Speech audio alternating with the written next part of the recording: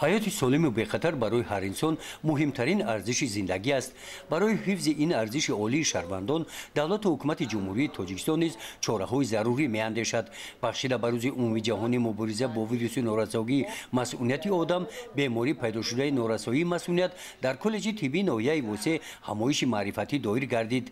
در این چاره‌بینی متخصصان از مرکزهای مبارزه با ویروس نورسایی مسئولیت آدم بیماری پیدا شده نورسایی مسئولیت مرکز تشکل طرز حیات سالم بخش کار با جوانان و ورزش در ناحیه عاید مبارزه بر ضد پنجشوی ویروس نورسایی مسئولیت آدم حفظ حقوق آدمان با این ویروس سرایت یافته برآمد نموده قید نمودند که با تبابت رایگان فرا گرفتن نفران با این بیماری گرفتار شده در محور تدبیرها جهت صحتی جامعه به حساب می‌روند.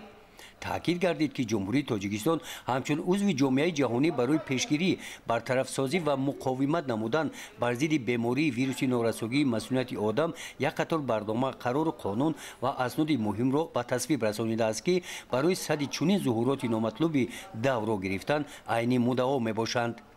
از روی برنامه آماده نموده دانشجویان کالج معین گردید که آنها در این موضوع اطلاع خوب دارند و در پیشگیری پنجشوی این بیماری سهم ارزشمند میگذارند.